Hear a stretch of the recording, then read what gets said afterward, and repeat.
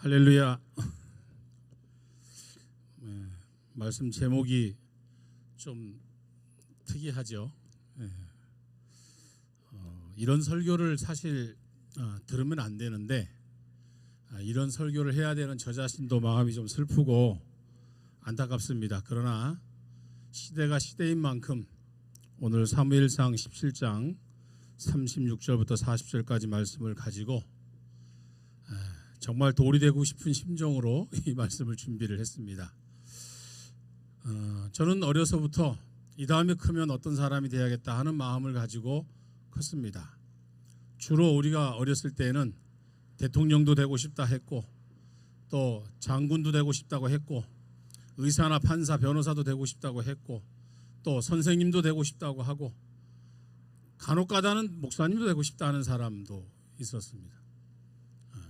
이렇게 나는 누가 되고 싶다, 어떤 사람이 되고 싶다, 뭐가 되고 싶다라고 이야기하는데, 사람이 돌이 되고 싶다 하는 마음이 이게 정상적인 마음도 아니겠지만 그가 사는 삶이 얼마나 힘들고 고달프고 또 가슴 아프고 안타까우면 사람이 아닌 이 돌이 되고 싶은 마음이 들까? 세상을 다 산 사람처럼 저 사람이 이제 뭐 살 날이 얼마 안 남았나? 그래서 저 사람이 돌이 되고 싶은 건가? 돌처럼 그냥 수백 년 수천 년 흐르는 물 속에 그냥 있으면서 그렇게 오래 살고 싶어서 저럴까? 대부분 생각할 때 그런 마음도 들 거라고 생각을 합니다. 그런데 오늘 저는 그런 마음으로 이 말씀을 본 것이 아니고, 오늘 이 시대에는 대통령 되라 그래도 대통령? 에이, 뭐 장군? 그 똥별 장군들 봐서 뭐 하겠어요? 그래도 장군 그러면 참 나라 지키고 국민의 그 생명을 지키고 재산을 지키는, 근데 논문에 찔찔 짜면서 거짓말이나 하고, 검사 판사 아이고 그냥 이제 뭐 그런 거 되고 싶은 마음이 없어요. 저는 오늘 다윗의 손에 들려진 이름 없는 5개의 돌, 저는 그 돌이 되고 싶어서 이 자리에 섰습니다. 오늘날 이 시대에도 현대판 골리앗이 있다고 저는 확신합니다. 다윗과 골리앗이라고 하는 이야기는 너무나도 잘 아는 이야기고, 여러분들도 이 말씀을 모르는 분 한 분도 없을 거라는 생각을 합니다. 교회를 안 다니는 사람도 다윗과 골리앗 이야기는 다 압니다. 그런데 제가 오늘 왜 이 식상한 이야기를 가지고 이 자리에 섰을까요? 이 소중한 시간에 오늘 이 자리에 선 이유는 다름이 아니라, 지난 7차 국토순례를 마치고 그 605km를 걸어서 서울 양화진에서 저 증도까 신안 증도까지 605km를 걸어서 거룩한 방파제 국토순례를 했습니다. 사실 국토순례를 하면 나름대로 기도 제목을 가지고 가고, 또 그 기도의 응답에 대한 그런 역사도 많이 체험을 하기 때문에 국토순례 할 때에도 그런 마음이 들지만, 국토순례를 마치고 나면 나름대로 굉장히 마음속에 하나님이 주시는 그 응답, 또 어떤 확신, 이것이 사실 강렬하게 일어나거든요. 그런데 이번 7차 국토순례를 그렇게 힘들게, 정말 한 주간은 정말 죽을 둥살둥 이러다가 내가 쓰러져 죽는 건 아닌가, 여기서 내가 포기하고 하나님이 그만 걸으라고 여기서 나를 멈추게 하는 건 아닌가, 이런 생각이 들 정도로 사실 그냥 가다가 길거리 그냥 풀썩 주저앉고 들어 넣어버리고 막 그냥 너무 힘들었어요. 사실 저 천안까지 갈 때까지 포기할까, 이제 그만할까, 오히려 다른 사람이 해야 되는 건 아닌가, 이런 마음을 가지고 사실 천안까지 사실 힘들게 정말 내려갔어요. 정말 숨이 멎을 것 같은 그런 고통 속에서 국토순례를 했어요. 다행히 우리 단원 중에 장로님, 김윤아 장로님이라는 분이 계셔서 그 장로님과 우리 단원들이 굉장히 저를 신경을 쓰고, 또 우리 선교사님도 마찬가지고 우리 단원들 모두가 그냥 저 한 사람 쓰러질까 봐 굉장히 정말 고심초사, 노심초사하면서 그냥 저한테 굉장히 막 그냥 정말 고생을 했던 것 같아요. 결국 천안 이후부터 다시 회복이 되어서 저 신안까지 완주를 했는데, 그렇게 국토순례를 딱 마쳤는데도 제 마음속에 어떠한 시원함이 없는 거예요. 이 대한민국과 다음 세대를 생각하고 한국교를 생각해 보는데 마음속에 어떠한 확신도 시원함이 없어요. 하나님이 아무 말씀도 안 하시는 것 같아요. 제가 무언가를 말씀해 주시고 무언가를 또 확신을 주시면 열심히 또 일을 할 텐데 국토순례가 끝났는데도 하나님은 저에게 말씀을 안 하세요. 아무렇지도 않은, 그냥 정말로 답답할 정도로 제 마음이 정말로 아주 그냥 깜깜함 속에 헤매는, 국토순례를 마치고도 힘들었던 그런 상황이었어요. 내가 다시 뭘 해야 되지? 나라가 이런데, 한국교회가 이런데 내가 지금 다시 또 무엇을 해야지? 그렇게 고민을 하고 있던 중에 어느 날 제가 꿈을 꿨습니다. 이게 꿈인지 아닌지는 저도 잘 모르겠어요.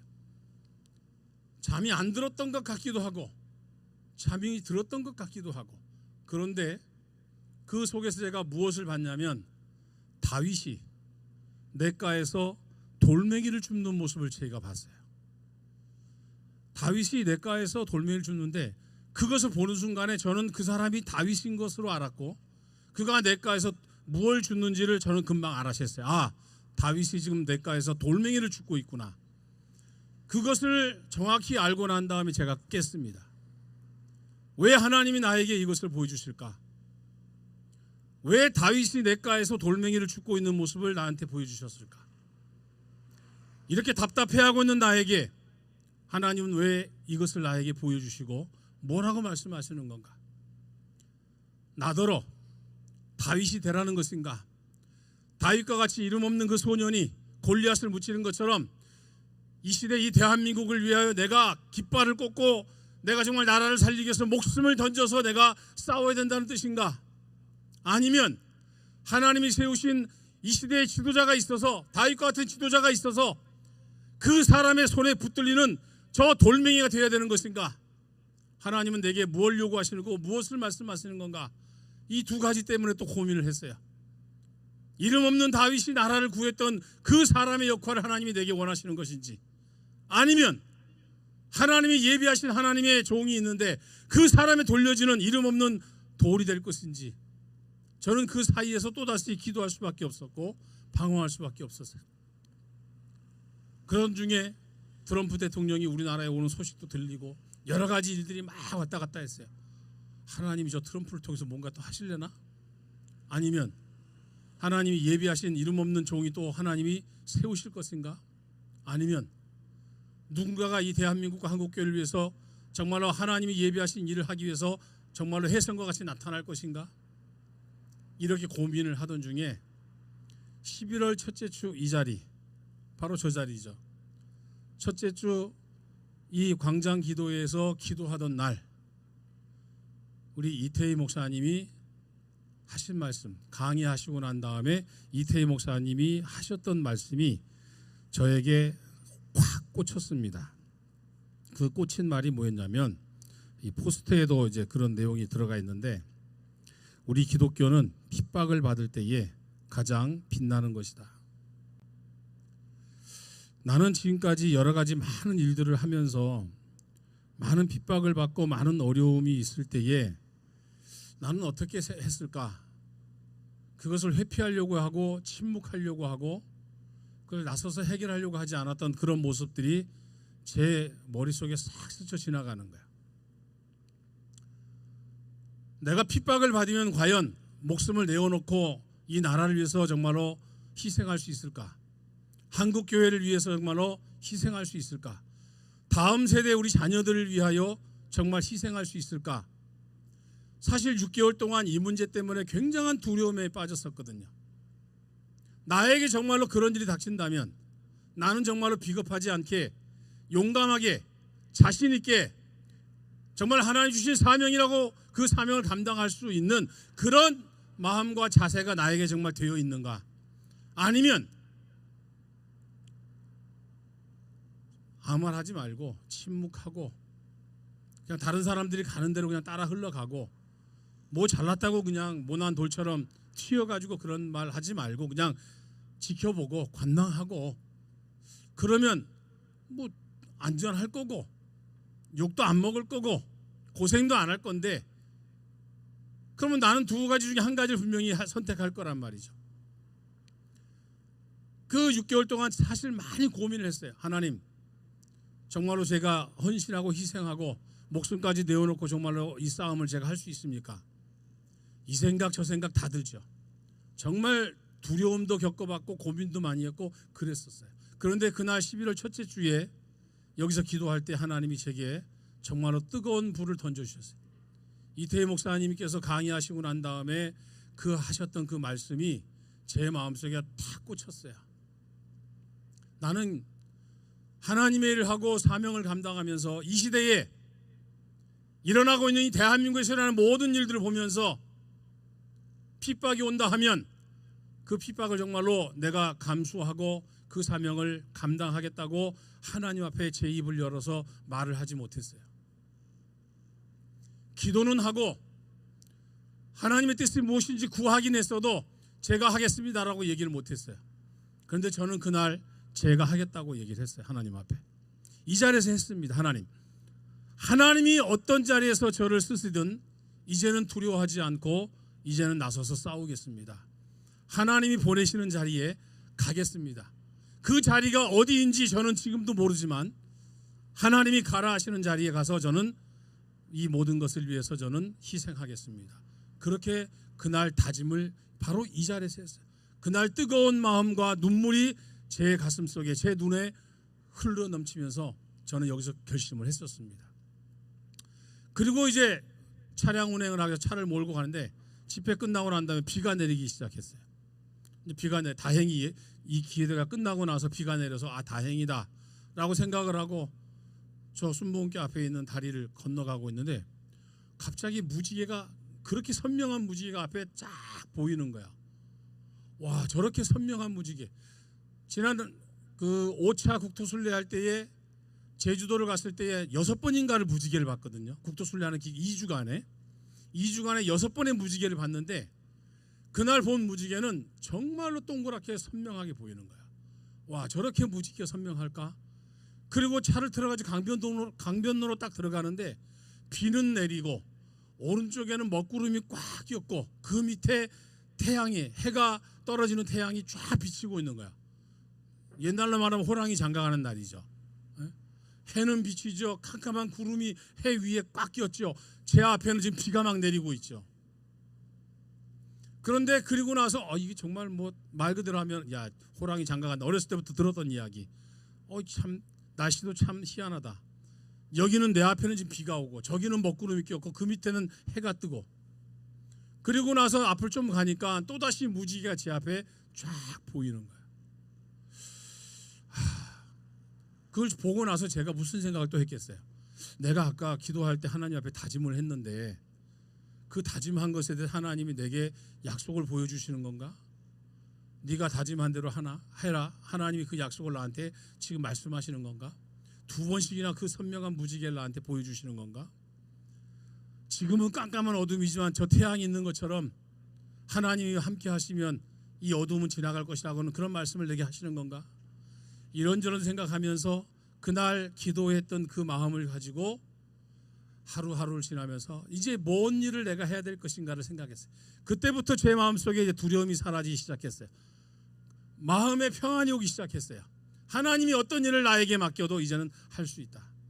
그 일을 할 마음의 준비가 됐다. 그 시간을 저는 6개월을 사실 보냈습니다.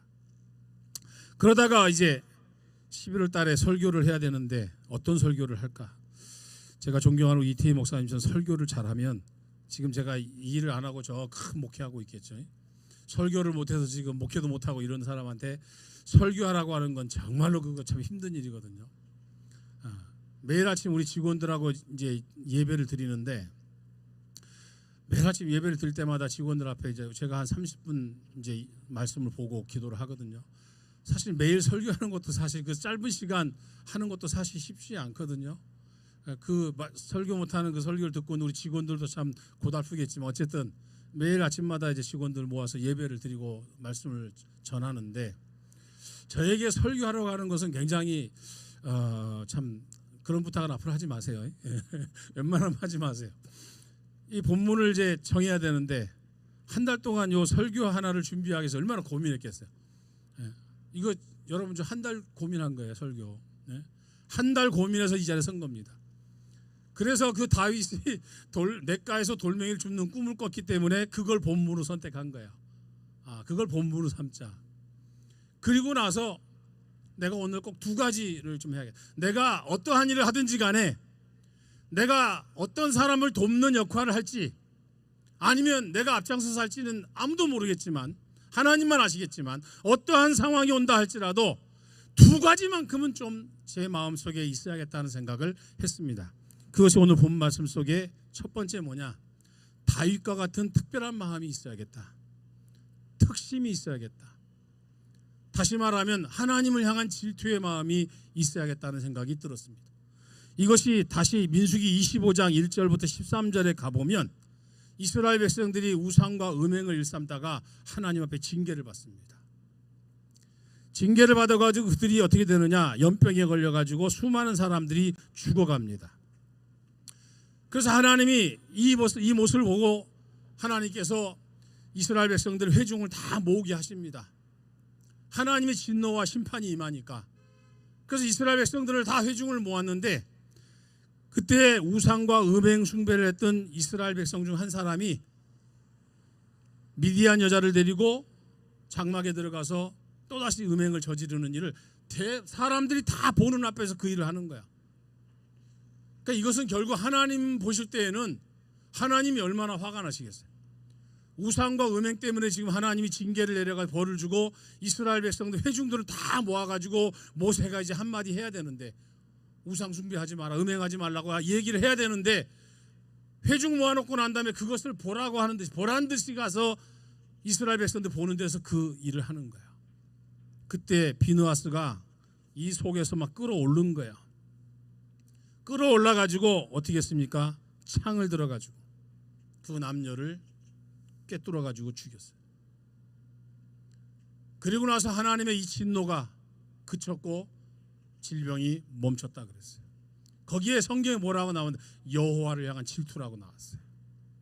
여러분, 다윗이 그 큰 골리앗, 크다고만 표현하면 안 되죠. 이스라엘의 장군들도 꼼짝 못하고 이스라엘의 사울 왕도 꼼짝 못합니다. 사울도 한평생을 전장을 누볐던 왕이었습니다. 이스라엘 장군들은 전쟁에서 그들의 세월을 다 보낸 사람들이에요. 그들이 골리앗 앞에 나가서 한마디도 할 수가 없었습니다. 그의 외모와 풍채, 그의 실력이 그 누구도 감당할 수 있는 사람이 없었기 때문에 그랬습니다. 그는 매일같이 와서 이스라엘의 하나님을 조롱합니다. 모욕하고 멸시합니다. 이스라엘의 왕과 군사들을 모욕합니다. 멸시합니다. 조롱합니다. 그래도 이스라엘 백성들은 그 누구도 나가서 골리앗 앞에 서지 못했습니다. 두려웠습니다. 제가 두려워하고 무서워했던 것처럼 다 두려웠습니다. 무서워했습니다. 그래서 골리앗 앞에 나가지 못했습니다. 하나님이 모욕을 당하고 멸시를 당해도 그들은 그 목숨 때문에 그 누구도 앞에 나가지 못했습니다.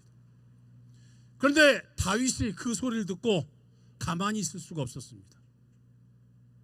할례받지 않은 백성이 살아계신 위대하신 하나님을 모욕하고 욕되게 하고 있는데 그 하나님을 조롱하고 있고 이스라엘과 왕과 군사들을 조롱하고 있는데 그 소리를 들은 다윗이 가만히 있지 못했어요.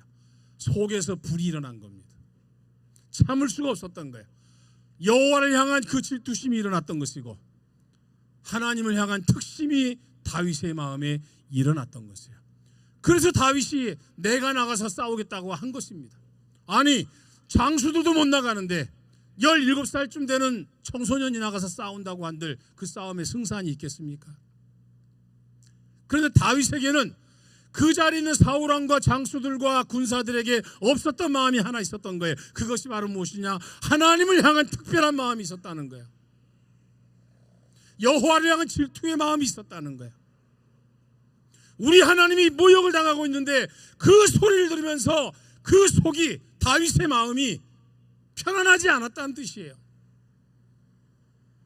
자기의 목숨이 어찌 되는 건 두 번째 문제고 도저히 참을 수가 없었던 거예요.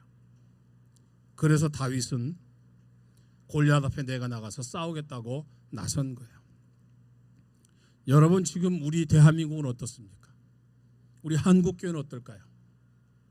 얼마 전에 손소래 진보당 의원이 목사님이 이제 교회의 설교나 교리 교육까지도 동성애에 대한 이야기를 하면 처벌하겠다고는 차별금지법을 발의하겠다고 하고 그걸 기사와 신문에 다 실렸어요. 지금까지 발의했던 차별금지법보다 훨씬 강력한 차별금지법을 발의하겠다고 지금 신문과 방송에서 지금 다 얘기했어요.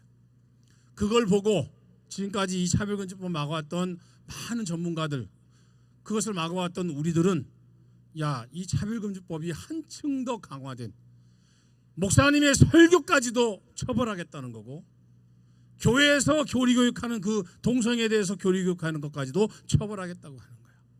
기타 다른 것도 있지만 우리에게 가장 심각한 것은 바로 그것이에요. 그런데 목사님들이 그런 이야기를 듣고 그런 법을 발의하겠다고 하는 말을 듣고도 이 속이 괜찮냐 그 말이야.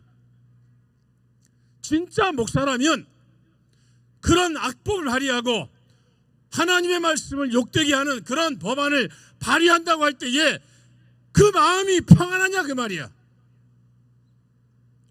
그걸 막아야겠다는 생각이 안 들겠냐 그 말이에요. 절대 안 되지. 우리가 어떻게 해서든지 막아야지. 왜 이런 마음이 안 드냐는 거야. 이런 소리, 이런 기사, 이런 방송을 보고도 왜 침묵하고 있냐 그 말이야. 저처럼 두려워하셨습니까? 무서웠습니까? 그것이 우리에게 지금 가장 큰 문제인 거야. 그것만은 아니겠지요. 지금 우리 사회에서 일어나는 수많은 것들, 특히 저는 교회와 관계된 것만 이야기하고 싶어요. 그러면 그 교회와 관계된 걸 얘기할게요. 인구주택 총조사를 하는데 동성애 커플도 부부로 계산을 하겠다고, 통계를 하겠다고, 그 이야기를 들으면 그래 그렇게 하라고 하겠어요? 아니라고 얘기를 해야죠. 반대 당연히 해야 되는 거 아니겠어요? 그런 이야기를 들으면서도 우리는 가만히 있어야 될까요?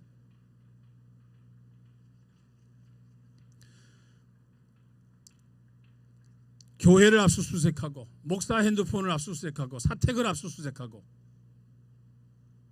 그리고 목사를 구속하고,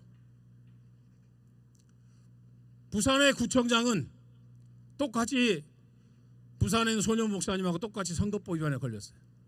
그 내용을 제가 검토해 보니까 거의 유사해요. 그러면 그 사람도 똑같이 감옥에 집어넣어야지, 선거법 위반이라면. 근데 그 사람 얼마 전에 벌금 80만 원으로 끝이 났어요. 구속도 안 시켰어요. 근데 교회 목사는 지금 4개월째 감옥에 갇혀 있어요. 이런 모습을 보면서, 이런 상황을 보면서 우리가 어떤 마음을 가져야 되는 거예요? 나만 아니면 된다. 나는 구속 안 됐으면 됐지. 우리 교회는 이상하지, 뭐 문제 없으니까 됐지. 그렇게 받아들여야 될까요? 이 속에서 우리 마음이 어떤 마음이 돼야 될까요? 특별한 대우를 해달라는 것도 아닙니다. 법을 공평하게 집행하라는 것이고 정당하게 집행하라는 것이에요. 왜 목사에게만 그렇게 법을 적용하냐 그 말이에요. 똑같은 죄라고 하면 똑같은 죄를 범했는데 누구는 벌금 80만 원이고 구청장의 일을 그대로 하게 놔두고, 누구는 설교도 못하게 만들고 감옥에 4개월째 가둬놓고, 이런 이야기들, 이런 모습들 속에서 우리는 그 이야기와 그 상황 속에서 우리는 어떤 마음을 가져야 되느냐? 다윗과 같은 마음을 가져야 된다는 거예요. 비느하스와 같은 마음을 가져야 된다 그 말이에요. 우리에게 특별한 것을 요구하고 우리를 특별 대우해달라는 것도 아닙니다. 이 사회와 이 나라의 법이 공정하고 공평하게 집행되기를 바라는 것이고, 우리 모든 국민이 다 평등해야 된다는 뜻입니다.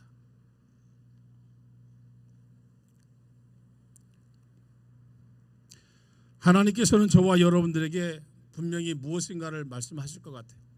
이 시대에 우리가 해야 될 일이 있으니까 이 시간도 저와 여러분이 이 추운 날씨에도 여기 나와서 기도를 하죠. 이것도 우리 사명이라고 생각하기 때문에 매주 여러분들 여기 나와서 기도를 하시는 거죠. 여러분들의 마음속에는 바로 지금 다윗이 가졌던 마음이 저는 있을 거라고 저는 확신합니다. 하나님을 향한 질투심과 여호와를 향한 특별한 마음, 특심이 있기 때문에 여기 이 자리에 오시는 것이지, 그런 마음이 없다면 여러분들은 이 시간에 지금 다른 곳에 가 계실 거예요. 저는 분명히 그렇게 확실하게 얘기할 수 있습니다. 나라가 위태롭고 교회가 위태롭고 다음 세대가 위태로우니까 여러분들이 특별한 마음을 가지고 이 자리에 오는 것입니다. 앞으로 저와 여러분이 오늘 다윗이 가졌던 그 마음을 저는 가졌으면 좋겠다 생각을 합니다. 하나님, 우리 하나님을 향한 특신, 여호와 하나님을 향한 질투심. 오늘날 저와 여러분이 그것이 없다면 우리는 비겁하게 침묵하고 도망가고 우리는 회피할 겁니다. 그 마음이 있다면 우리는 우리의 신앙을 지켜야 되고 하나님의 말씀을 끝까지 우리는 지켜야 됩니다. 성경의 진리를 끝까지 우리는 지켜야 됩니다. 그것을 우리는 다윗과 같은 마음을 가지고 지켰으면 좋겠다 하는 첫 번째 마음이 있습니다. 이런 마음이 있는 지도자가 나타난다면 저는 그 사람의 도울이 될 겁니다. 그 손에 들려서 골리앗을 향해서 날아갈 것입니다. 두 번째 마음이 있습니다. 두 번째 마음은 사람을 의지하거나 사람을 원망하지 않아야 된다는 것입니다. 다윗이 싸우러 나간다고 하니까 사울 왕이 오늘 말씀해 보니까 야, 누구도 나서지 않는데 용감한 그 소년이 나선다고 하니까 사실 어린 소년이 싸우러 간다면 다 못 가게 하는 거 맞지요? 다 반대했어요. 안 돼 다 했을 겁니다. 그런데 다윗은 그 앞에서 당당하게 얘기했죠. 내가 양칠 때에 사자를 갖다가 어떻게 했는지, 곰을 갖다가 어떻게 했는지. 사실 사자와 곰 앞에 사람이 어떻게 이길 수 있겠어요? 근데 사자와 곰을 물리친 이야기를 당당하게 하는 거예요. 나는 사자도 물리친 사람이고 곰도 물리친 사람입니다. 그 용기에, 그 패기에 왕도 결국 허락한 거죠. 그러니까 이 다윗에게 그래도 골리앗 앞에 나가는데 저렇게 목동이 입고 있는 그 양치는 옷을 입고 나가면 안 되잖아요. 그러니까 왕이 입었던 갑옷을 내준 거예요. 그리고 자기가 전쟁에서 쓰던 칼을 내준 거예요. 아무나 자기 왕이 자기 칼과 갑옷을 내주겠습니까? 그런데 왕은 사울 왕은 걸 내줬잖아요. 이거 입고 나가고 이거 칼 들고 나가라고. 그런데 다윗은 그것을 거절했어요. 그것을 입고 나가면 다윗도 장군이 되는 것이고 왕의 칼을 든 용사가 되는 것이죠. 그런데 다윗은 그 모습으로 나가지 않았습니다. 자기의 평상시 복장으로 나갔어요. 목동의 복장으로 나간 겁니다. 이 이야기를 왜 하냐면은 오늘날 이 시대, 아까 제가 말씀드린 것처럼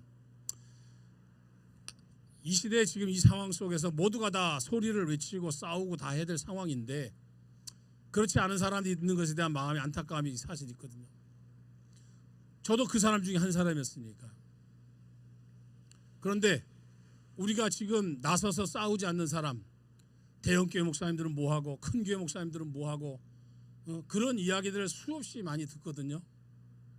왜 그분들은 안 나서냐, 왜 안 싸우냐.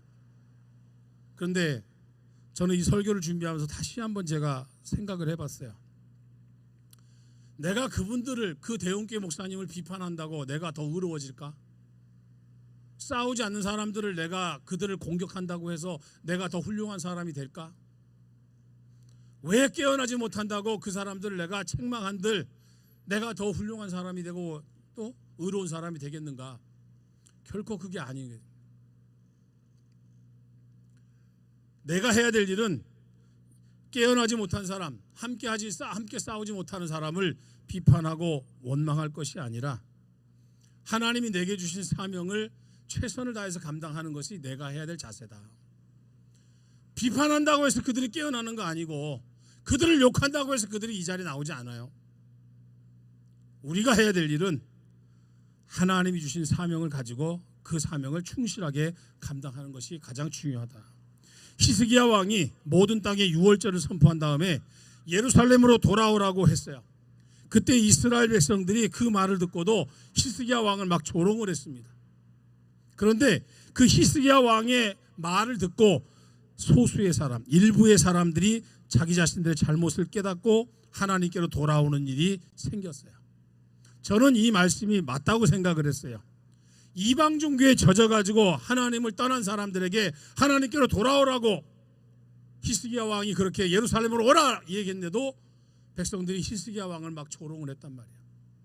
그런데 그 말을 듣고 깨닫고 회개한 사람들은 일부가 돌아왔다 그랬거든요.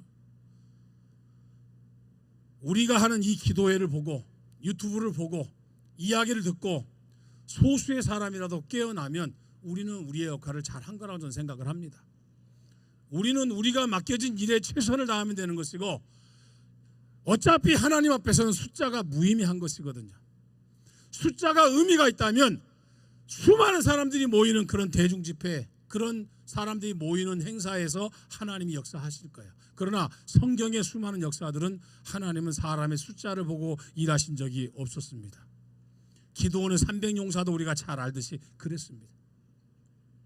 그러므로 저와 여러분들은 하나님께서 우리에게 주신 사명을 잘 감당하고 최선을 다하는 자세가 중요하지, 깨어나지 않고 함께하지 않고 싸우지 않는 사람들에 대해서 우리가 돌을 던져서는 안 되겠다. 돌을 던지지 말자. 그냥 우리는 우리 자리에서 최선을 다하는 것이 중요하겠다. 예수님께서 예루살렘에 입성하실 때에 나귀 새끼를 타고 들어갔어요. 그 나귀 새끼를 누가 알아주겠습니까? 그런데 예수님은 나귀 새끼를 타고 예루살렘으로 입성하셨다 그랬어요. 다윗의 손에 들려진 그 5개의 돌, 제가 오늘 나는 돌이 되고 싶다 그랬거든요. 여기에 제가 이 매끄러운 돌을 하나 가져왔습니다. 다윗의 손에 들려진 맷돌이, 그 돌이 얼마나 컸을까? 뭐 이리저리 다 찾아봤어요. 그랬더니 이 돌보다 조금 크거나 아니면 요 정도 크기겠다 생각이 제가 판단이 들었어요. 자, 제가 왜 이 돌을 들고 왔느냐? 이 돌이 저희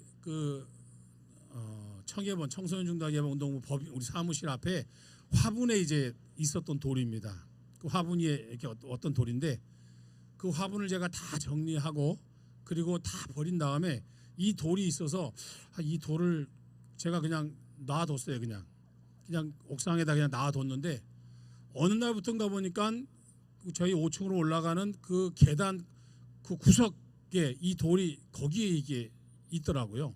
저기다 내가 갖다 놓지는 않았는데 그 돌이 움직여가지고 거기에 가 있는데, 이 돌이 몇 개월 동안 그 자리에 계속 있는 거야. 우리 직원들도 보고도 치우지도 않고 저도 보고도 그냥 지나갔어요.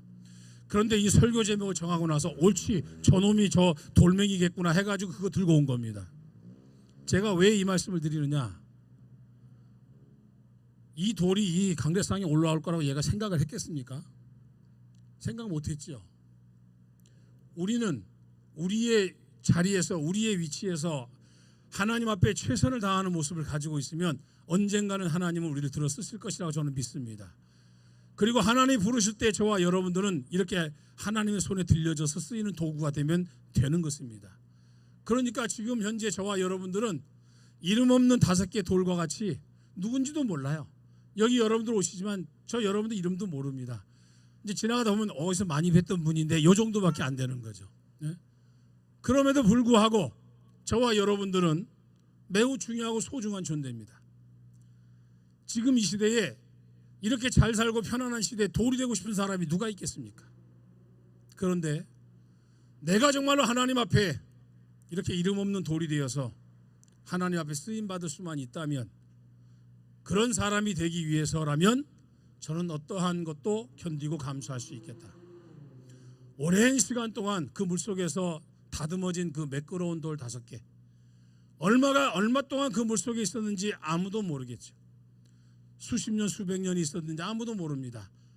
매끄럽게 되어져 가지고 다윗의 손에 딱 맞게 골라진 5개의 돌, 저와 여러분들도 이름 없이 빚도 없이 맡겨진 사명을 충실하게 감당하다 보면 언젠가는 하나님께서 저와 여러분들을 귀하게 쓰셔서 하나님의 도구로 쓰실 것이라고 저는 믿습니다. 오늘 주신 이 말씀을 가지고 저와 여러분들이 함께 기도했으면 좋겠습니다.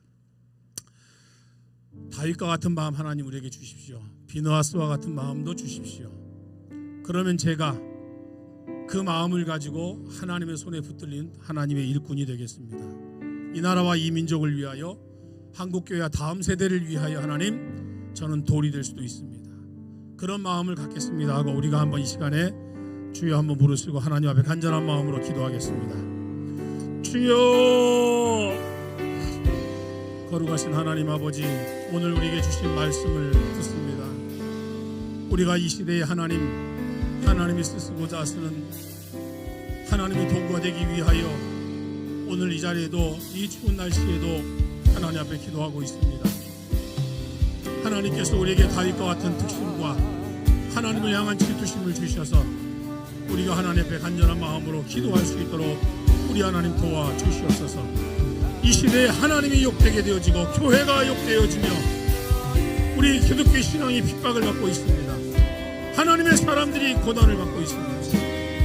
하나님 함께하여 주셔서 주의 영광을 나타내 주시기를 원합니다.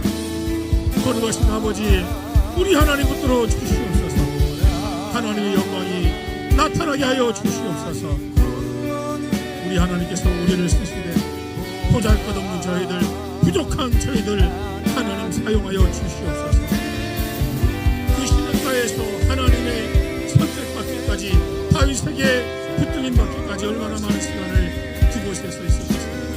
하나님 아버지 함께하여 주셔서 우리가 하나님의 뜻을 이룰 수 있도록 주여 도와 주시옵소서. 역사하신 하나님을 기대합니다.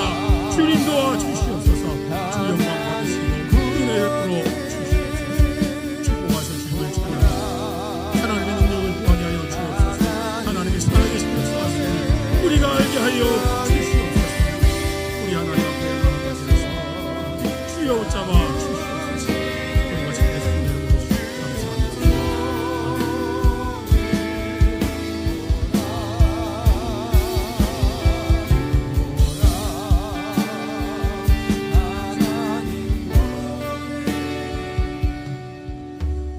마지막 하나 기도 제목을 드리면 리바이벌 광장 기도회를 위해서 꼭 기도해 주시면 좋겠습니다. 우리 대표이신 이태희 목사님, 다들 목회하시면 자기 교회가 가장 먼저잖아요. 목사님들이 이 자리에 못 오신 이유도 다 내 교회 내 교회, 사실 그 마음이 크기 때문에 못 나오는 거거든요. 근데 모든 목회의 그 어려움 속에 바쁜 중에도 매주마다 이렇게 기도회를 인도하시는 우리 리바이벌 광장 기도회 대표이신 우리 이태희 목사님, 그리고 우리 부목사님들과 우리 찬양팀들, 이분들이 매주 이곳에 와서 헌신하고 사명을 감당하고 계십니다. 저는 감히 얘기합니다.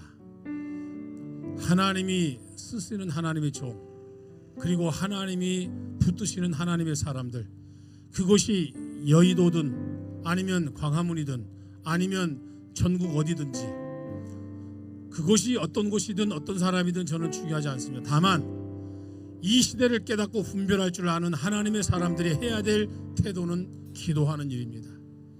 하나님의 사람들이 제일 먼저 해야 될 일은 하나님 앞에 기도하는 일입니다. 이 일을 이끌어 가시는 우리 이태희 목사님, 그 안에 진리교회와 우리 찬양팀과 또 함께 이 자리에 계신 여러분들, 우리를 위해서 한번 이 시간에 함께 기도하는 시간을 다시 한번 주여 한번 부르시고 기도하겠습니다. 주여